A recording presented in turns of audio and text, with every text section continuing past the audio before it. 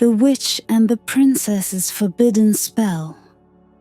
The storm outside roared with a fury that seemed almost alive, rattling the high windows of the celestial kingdom's library.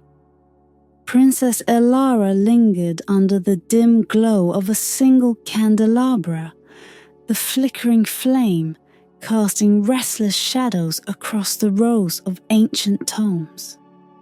Tonight, the echoes of the court's festivities faded to nothing in her ears. The ball held no allure for her. She wasn't like her elder sisters, poised, perfect, and content in their roles. She sought something more. Her fingers traced the spines of the oldest books until they stopped on one that felt colder than the rest. Its cover, dark as midnight, bore no title, only a faintly embossed symbol, a circle encasing an eye. The emblem seemed to shimmer as her touch lingered. Curious, she pulled it free, wincing at the strange hiss that emanated from the movement. "Elara?" she whispered to herself, hesitating as she opened the book. The pages were brittle, yet the script was vivid, written in ink that gleamed like silver under the candlelight. Words leaped from the parchment, beckoning her with a power she couldn't explain. Among the dense text, a single phrase stood out. "By the unseen threads that bind all life, let the veil be torn." The line resonated deep within her, as if it was meant for her to find. Despite a whisper in her mind, urging caution, she felt an irresistible pull. For years she had been dismissed as the youngest and most fragile, unworthy of responsibility. This was her chance to prove otherwise, to wield magic, the ultimate power, and reshape her destiny. She spoke the incantation softly, her voice trembling as she shaped the unfamiliar words. At first, nothing happened. The library remained still, the storm outside a distant murmur. Then, the candle's flame flickered, violently and extinguished, plunging the room into darkness. "Elara!" A voice rasped from the shadows, and her breath caught. It wasn't her voice. It wasn't anyone she knew. The air grew thick, oppressive, and cold. Pale tendrils of mist began to seep from the open book, curling around her ankles like living things. They spread outward, snaking along the floor and climbing the walls, devouring every inch of light. The storm outside seemed to grow louder, as though the heavens themselves recoiled from what was being unleashed. Panicking, Elara slammed the book shut, but it was too late. A low hum filled the air, a sinister vibration that resonated through her bones. The symbol on the book's cover burned red hot, branding her palm with its mark. She cried out, clutching her hand, but the pain quickly subsided, replaced by a chilling numbness. She stumbled back, heart pounding, as the mist coalesced into a form. A dark, shifting silhouette with eyes like burning coals. The figure loomed before her, its presence suffocating.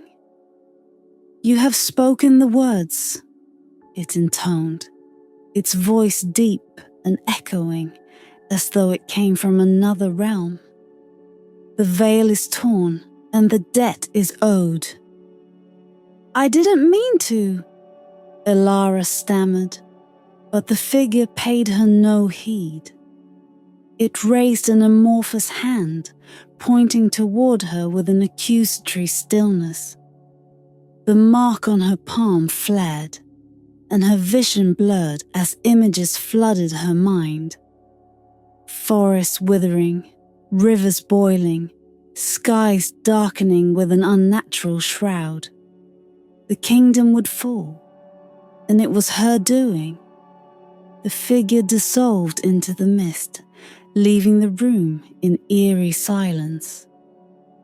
When the candle suddenly relit, the library seemed unchanged. But Elara knew better.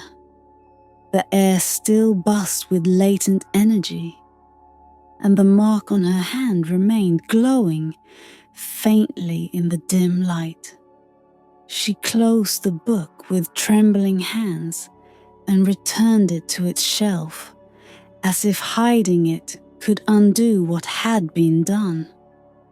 But as she staggered out of the library, her reflection in the grand hall's mirrors revealed the truth. The mark was not just on her hand. It now stretched across her collarbone, etched in lines that glimmered faintly beneath her skin.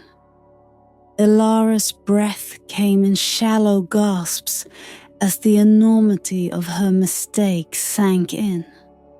She had touched something forbidden, something she couldn't understand. And now the kingdom, her home, would pay the price. The days that followed were a slow descent into chaos. At first it was subtle. The golden fields surrounding the celestial kingdom turned a sickly shade of grey, their once vibrant stalks wilting under an unseen weight. Streams ran sluggish, their waters darkening as if tainted by ink. The villagers whispered of an unnatural cold creeping into their homes, even as the summer sun hung high in the sky. What began as murmurs of unease soon grew into cries of panic. In the royal palace, the king's council convened in hurried whispers, their faces drawn and pale. Messengers from the outlying provinces brought reports of strange phenomena. Livestock vanishing without a trace.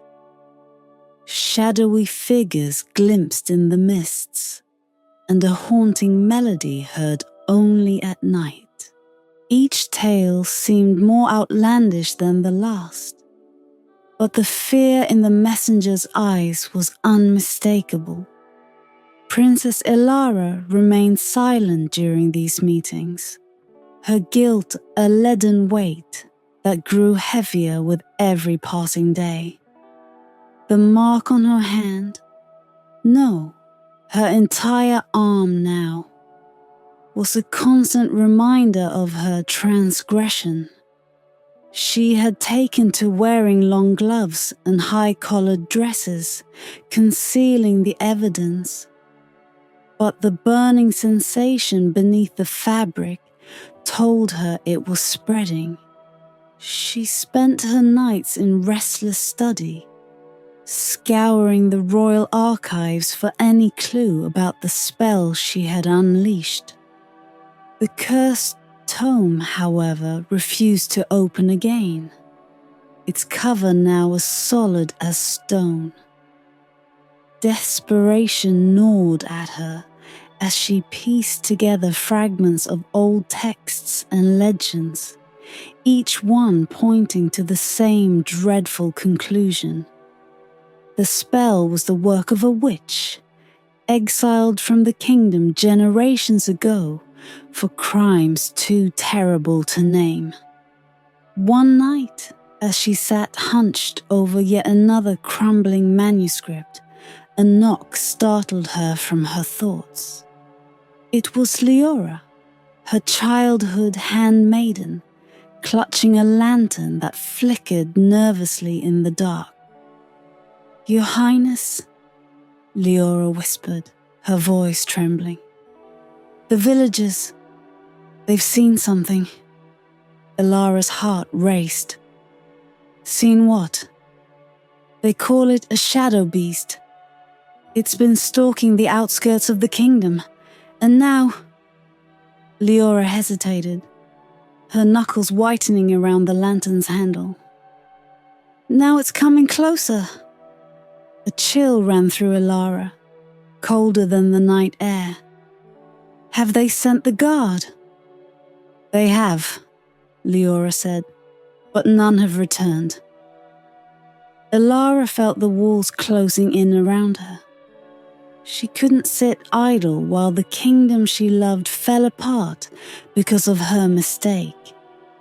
Rising to her feet, she slipped past Leora without another word, her mind already racing with plans.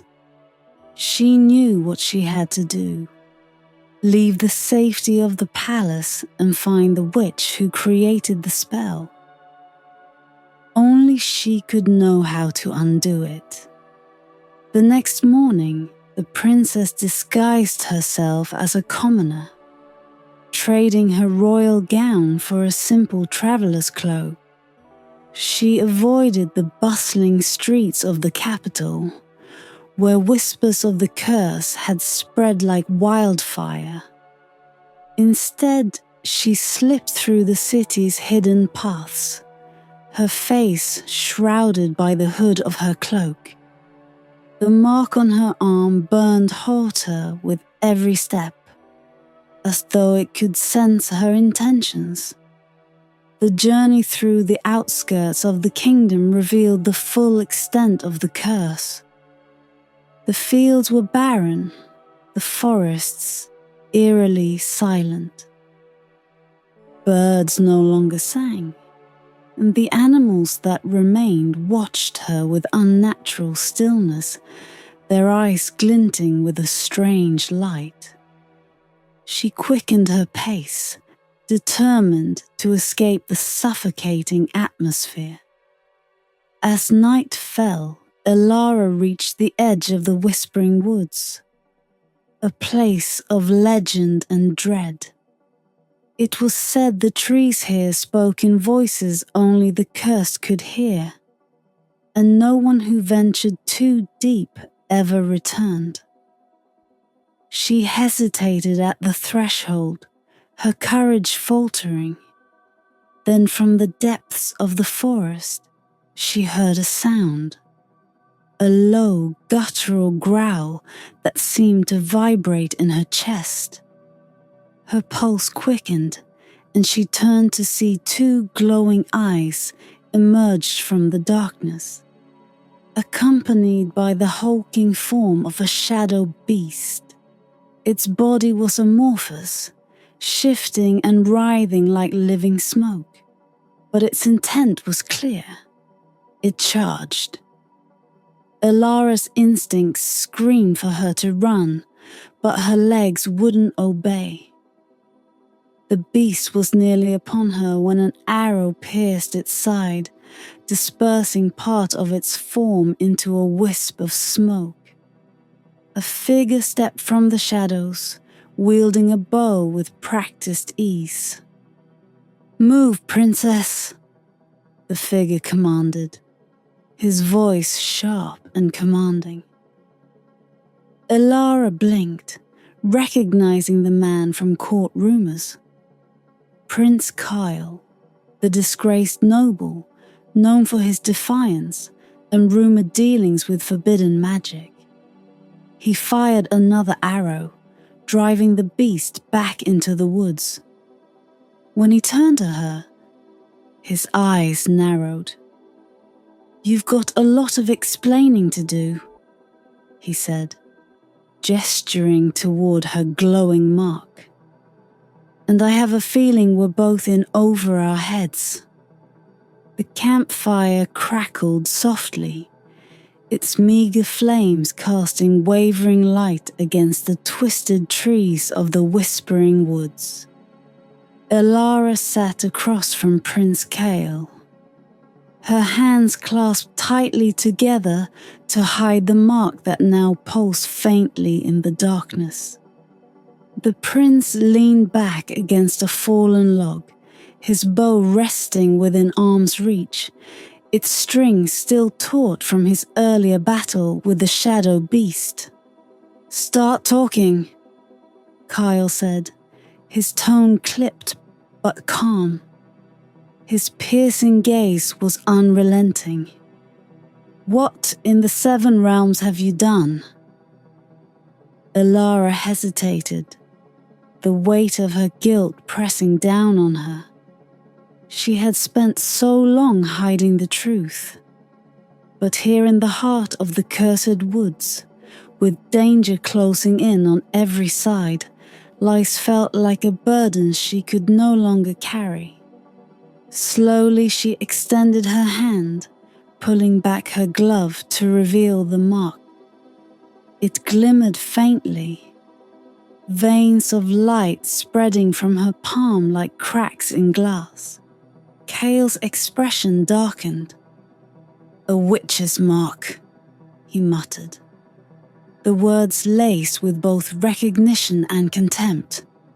"You really did it, didn't you?" "It was an accident," Elara replied, her voice trembling. "I didn't know what I was doing. I found the spell in a book. It looked harmless, I swear."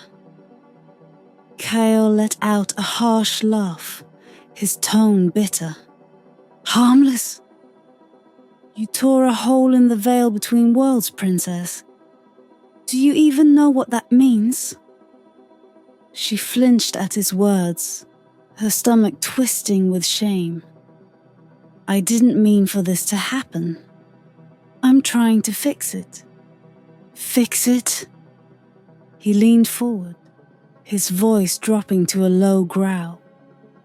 "You've unleashed a curse that's consuming the kingdom, and you think you can just fix it?"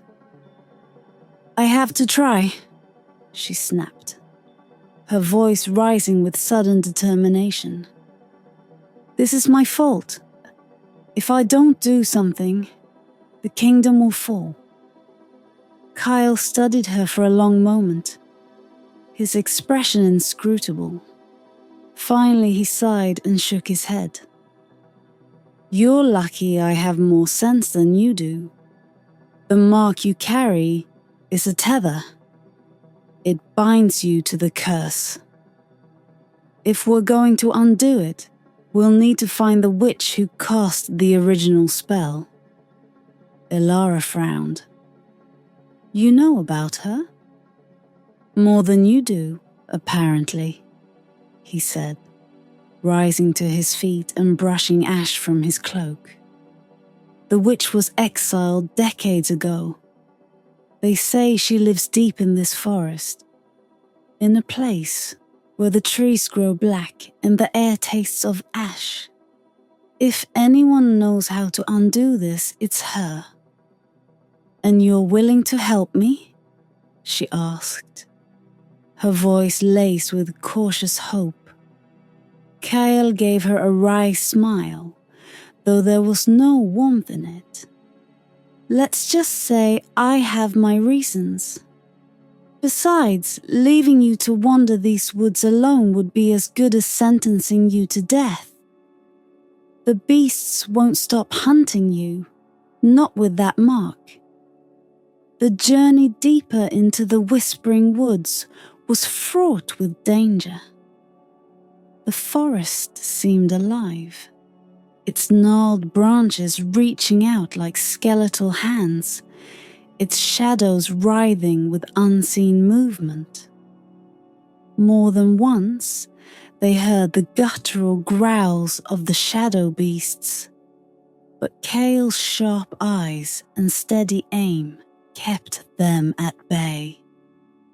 Elara found herself marveling at his skill. For all his arrogance, there was no denying that Kyle was a masterful tracker and fighter. He moved through the forest with a confidence that made her feel clumsy in comparison. His every step deliberate and precise.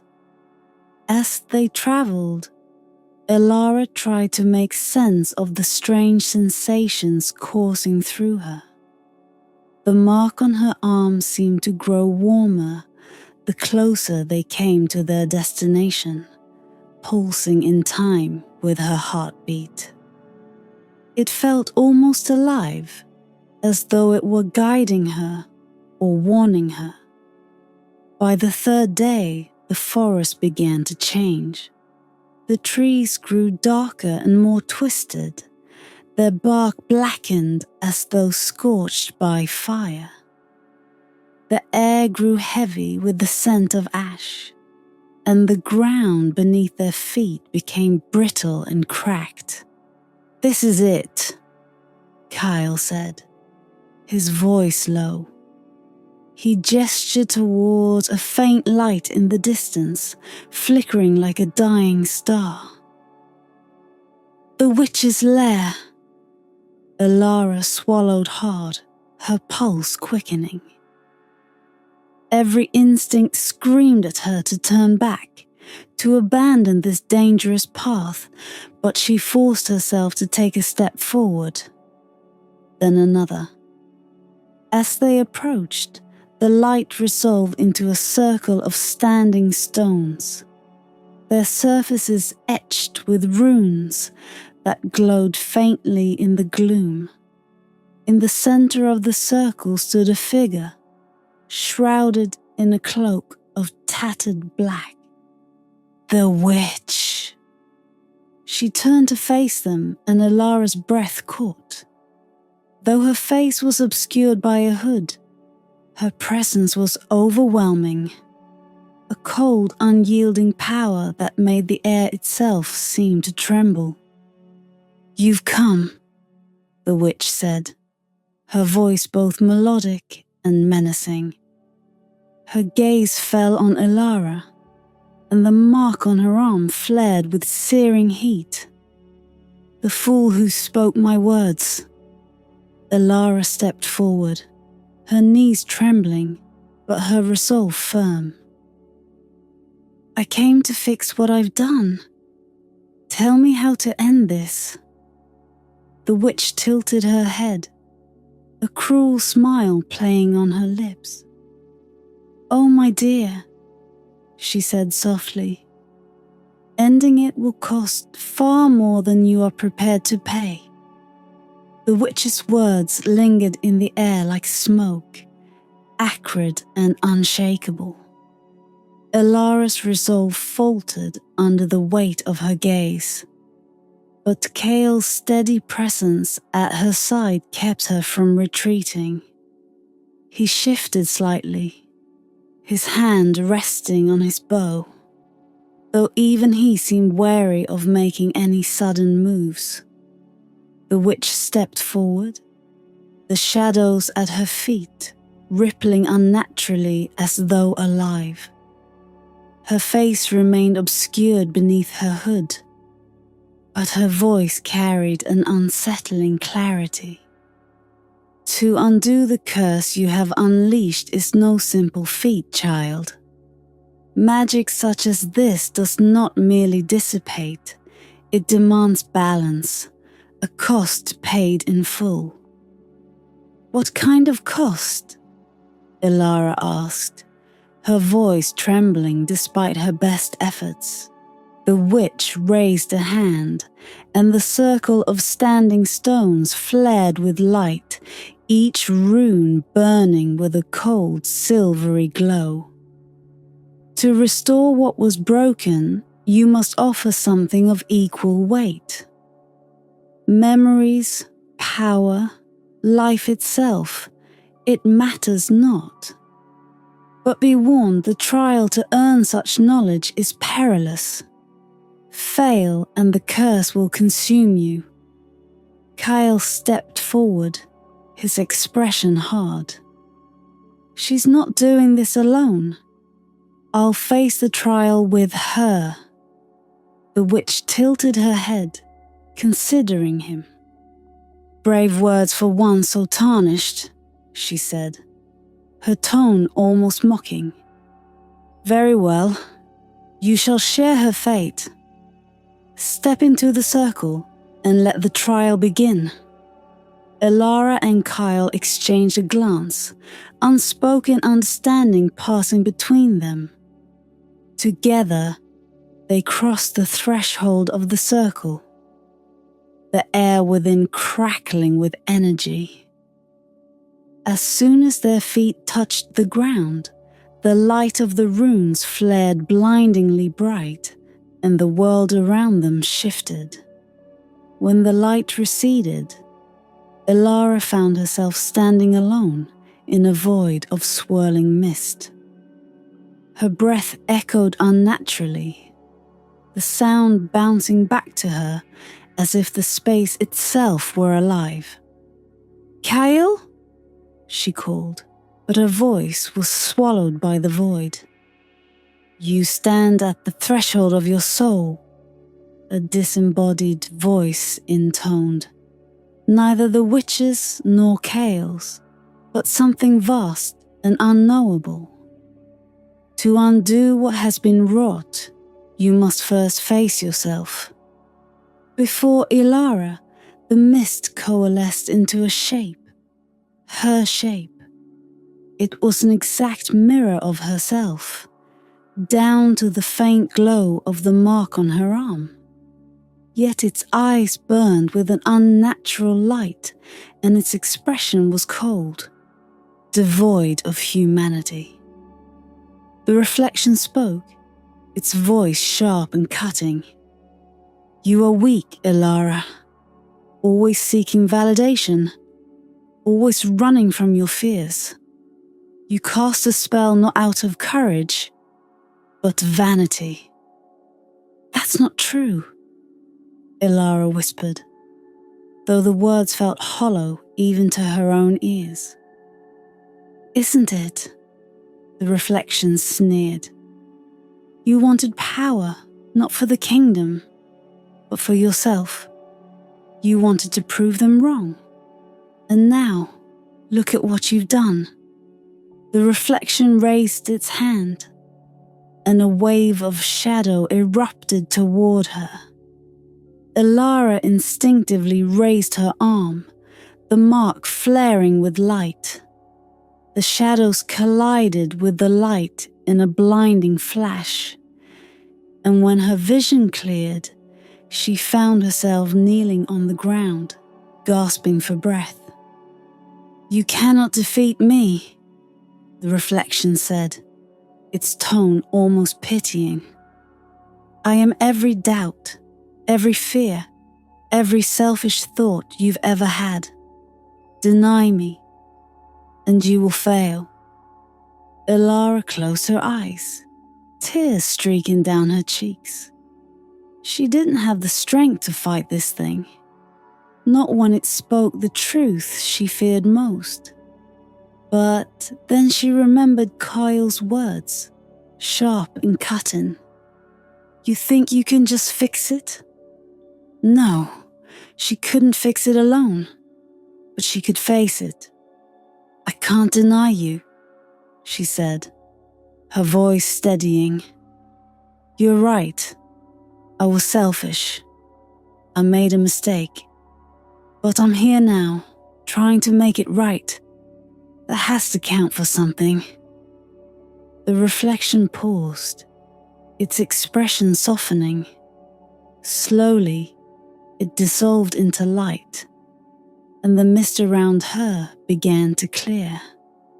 Elara's vision shifted again, and she found herself back in the circle of stones, Coil kneeling nearby.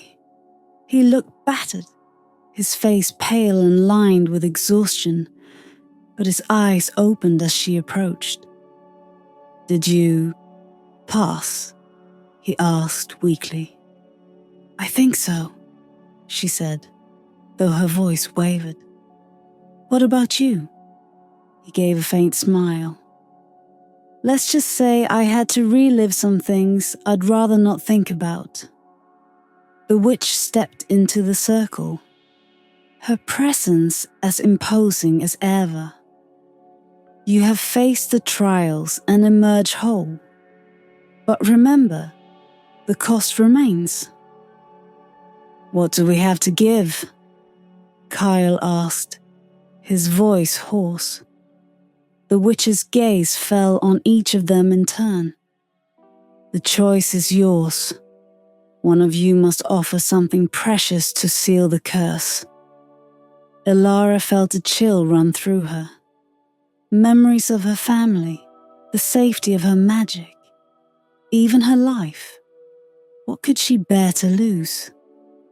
She looked at Kyle, who met her gaze with a grim determination. I'll do it, he said, standing. I'll pay the price. No, Elara said, stepping forward. It's my mistake. I should be the one.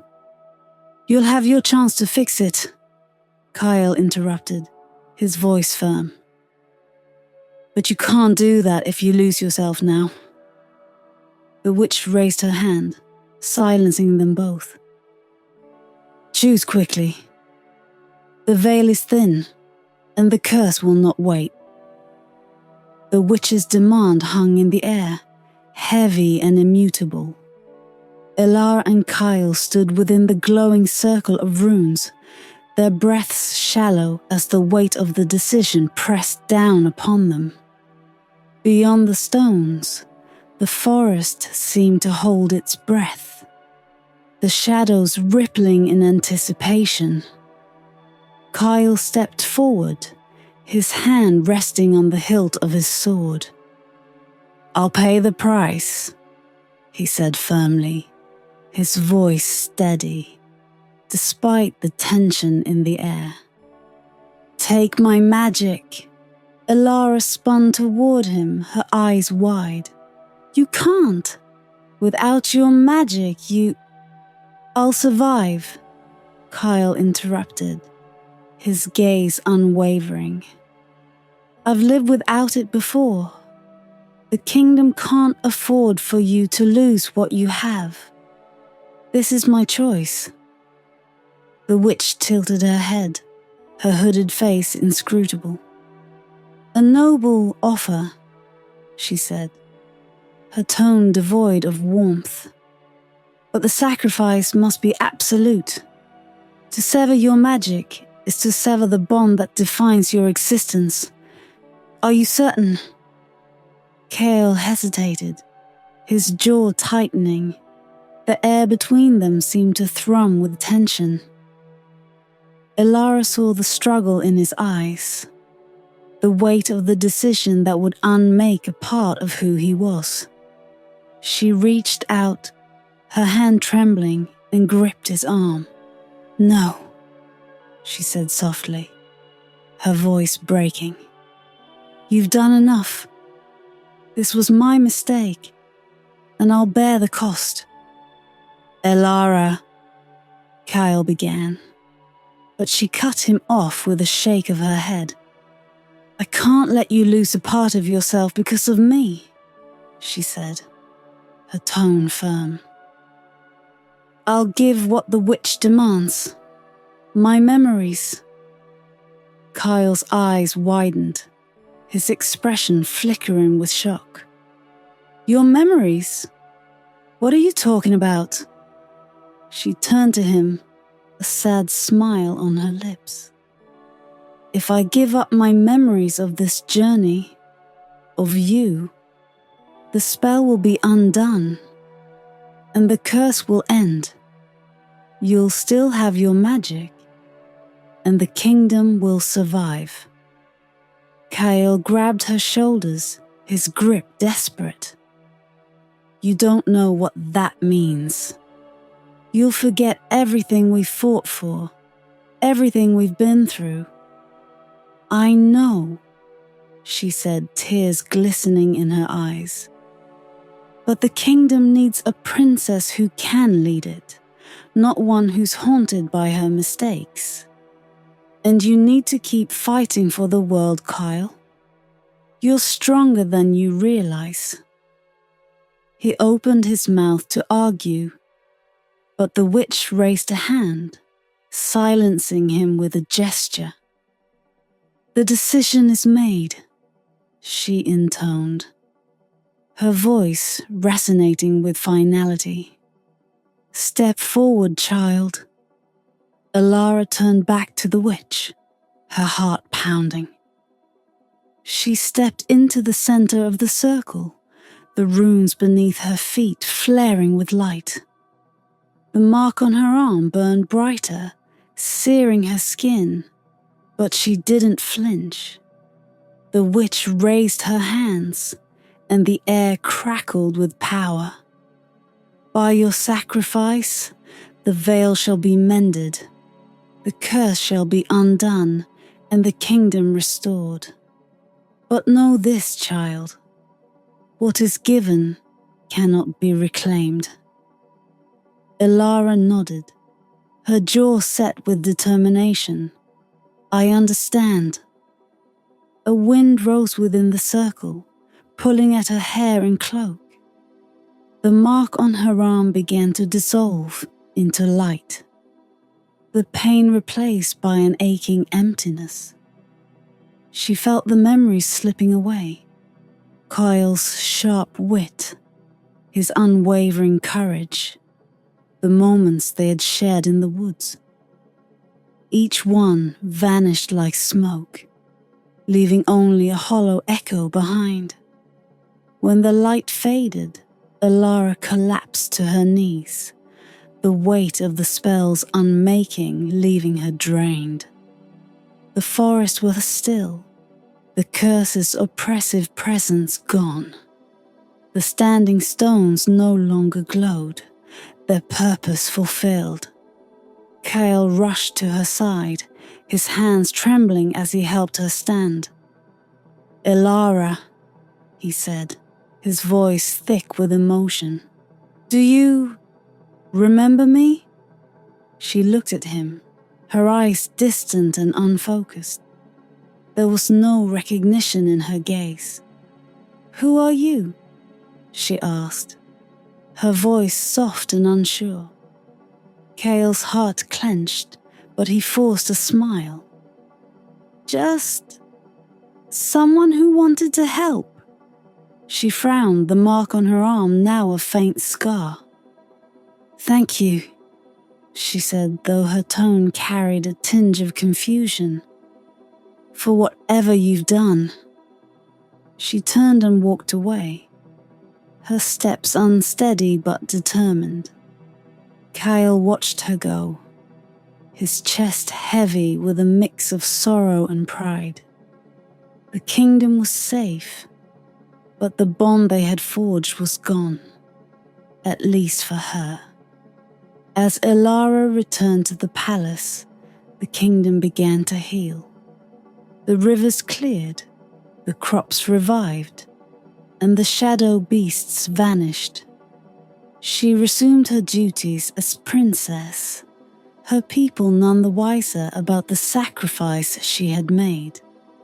Yet sometimes, when the wind whispered through the castle halls, she would pause, a strange ache in her chest.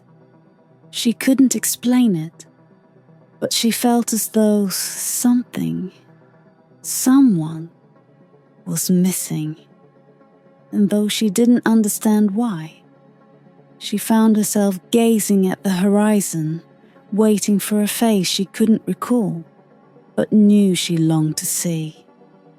In the depths of the whispering woods, Kyle watched the sun rise, a bittersweet smile on his lips. He had lost much, but the kingdom's light was worth it, and in his heart, he held on to the hope that one day the princess might remember.